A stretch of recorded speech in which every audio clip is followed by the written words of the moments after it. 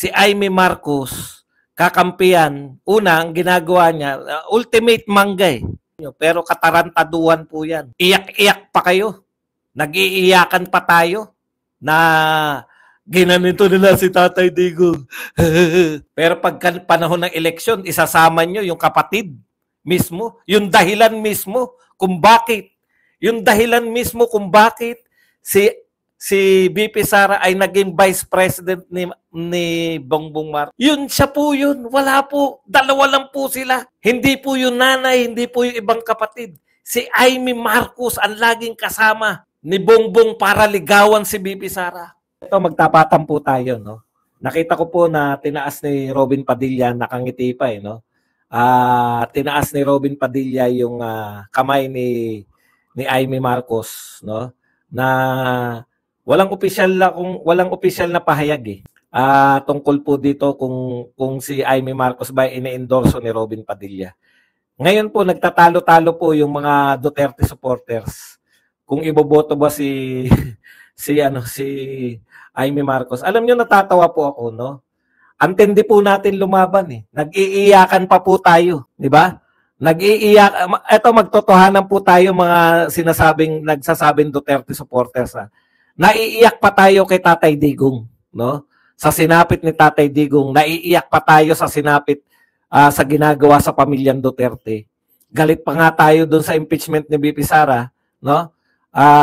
Na-impeach si VP Sara, no? Tapos biglang-bigla, kaya nga ang masasabi ko dito, lahat tayo nagsasabi, no more Marcos, di ba?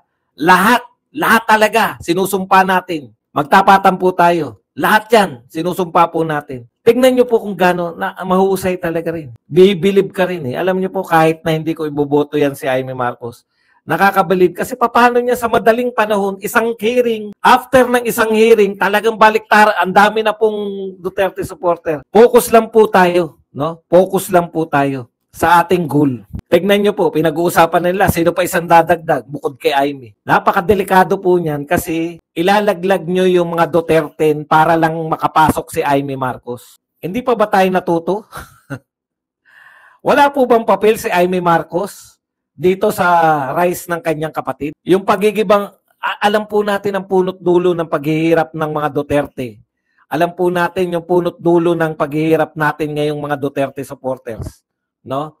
Ay dahil po naging presidente si BBM. Huwag po nating iiwan yan. Galit na galit tayo, kailan lang. Nag-iiyakan pa tayo eh. Nag-iiyakan pa tayo, pero nakalimutan natin kung sino ang nag-cause ng lahat ng paghihirap ng mga Duterte. Nakalimutan niyo po ba? Ang cause ng lahat ng paghihirap ng mga Duterte nang naupo to si Marcos. Ano po ang dahilan? Bakit naupo si Marcos? Sinuportahan ni Sara Duterte. Yun lang po. Kaya nga guilty si Sara Duterte, di ba? Nagsosorry sa KOJC, nagsosorry sa mga miyembro ng SMNI, KOJC, nagsosorry si VP Sara kung saan siya makakapagsalita. Dahil si Sara Duterte ay biktima ng panggagamit. Alam nating lahat na kaya nanalo yan dahil nag-Vice President si Sara Duterte. Nung nanalo na po, echepwera na tayo lahat. Nung nanalo na, echepwera na po yung Duterte. Sinakim nila yung kapanyarihan. Tablado na. Unang taon pa lang sinisiraan na ng yung confidential fund na yan. Wala akong pakialam sa inyo kung sino po ang idol nyo. Pero tandaan po natin kung bakit po nakakulong ngayon si Tatay Digong. Dahil dyan sa mga Marcos. Ngayon, iyan lang ang ginawa. Pasalamat tayo. Trabaho nila yan.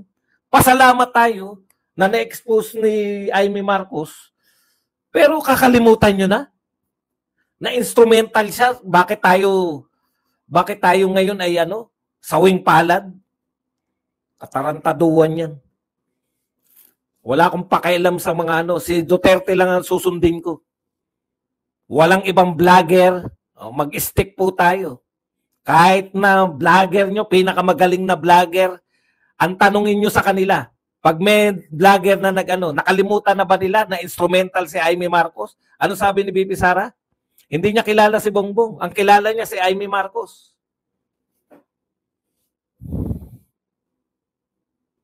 Kung ano lang po, Duterte lang. Magtotohanan tayo. Yung Senate hearing ba, mapapabalik si Tatay Digong dito? Hindi. ICC na ang labanan. Malalaman lang natin kung sino. Nagpapasalamat tayo, pero never para ibalik ang mga Marcos. Isang hearing lang.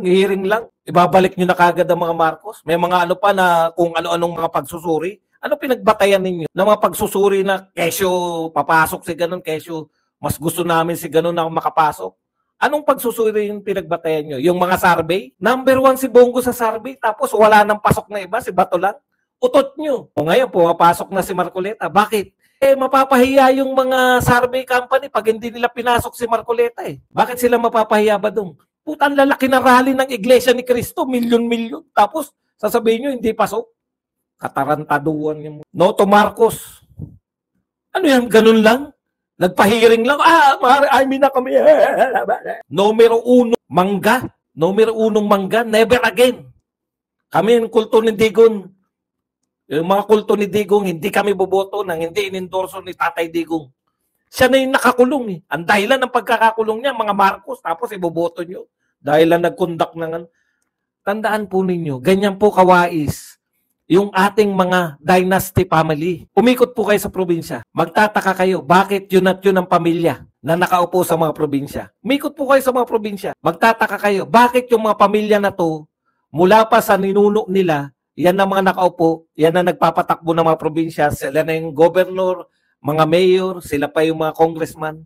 Bakit hanggang ngayon, kahit sinong presidente, nariyan sila? Alam niyo po ang ginagawa nila? Sila yung magkakalaban. Tignan nyo sa Makati. Binay versus Binay. Sino mananalo? Binay. O, para alam nyo lang po lahat. Ano man ang manalo, mag-aaway-aaway yan, pero Binay pa rin yan. Ibig nyo sabihin, pag may nanalo dyan, yung kapatid niya, ano mo kami, nilabanan mo kami, papakulong, anak pa rin yan. Para protektahan, hindi po sila tumataya, lahat ng basket nila, tinataya nila sa isa, at pag natalo sila ng kalaban, durog na sila. Lahat po ng buong probinsya po ng Pilipinas, ganyan ang ginagawa nila. Ginawa ng mga kuwangko yan, di ba? Cory Aquino, tapos kakampi ni Marcos. Si Cory Aquino, kalaban ni Marcos. Yung pinsan niya si Danding, kakampi ni Marcos. Sino man ang manalo, mayroong pagpoprotekta sa mga kuwangko. Binay ngayon, magkalaban. Ilang beses na naglalaban ng mga Binay-Binay. Binay versus Binay. Kung sino manalo, Binay pa rin. Ganyan lang po ang politika sa Pilipinas. Si Aimee Marcos, kakampihan, una, ang ginagawa niya, ultimate mangga eh. Ngayon, kung hindi kayo naniniwala sa akin, sino ba naman si Badong para paniwalaan nyo? Pero katarantaduan po yan. Iyak-iyak pa kayo. Nag-iiyakan pa tayo na ginanito nila si Tatay Digong. Pero pagka panahon ng eleksyon, isasama nyo yung kapatid mismo, yung dahilan mismo kung bakit si VP Sara ay naging vice president ni Bongbong Marcos. Yun, siya po yun. Wala po. Dalawa lang po sila.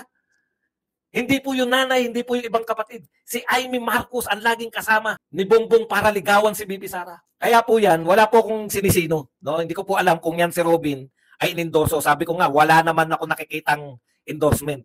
Pero yung ginagawa po ng mga, galing din po sa mga Duterte supporter ko, no? Tatay Digong lang po ang ating susuportahan ngayon. Kung ano lang po ang sabihin ni Tatay Digong, dun lang po tayo. Ang pagkakaalam ko po, Duterte pa rin. Duterte. Hindi pa po Duterte 11. Duterte pa rin po ang endorso. Si ano nga eh, si Mata nga eh. Inendorso ni Tatay Digong yan sa Hong Kong pa eh. Bago natanggap ng lahat, kinakailangan muna na ma-validate na talagang kasama siya. Doon sa 10.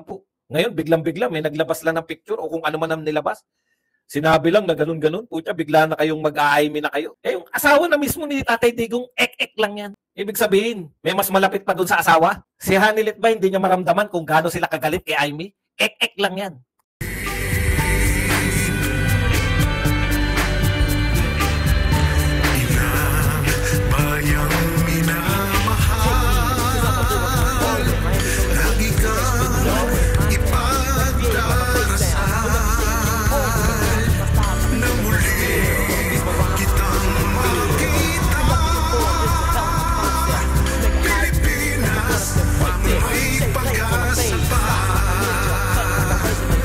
Okay, hiniling natin ang lahat na bumalik sa mga...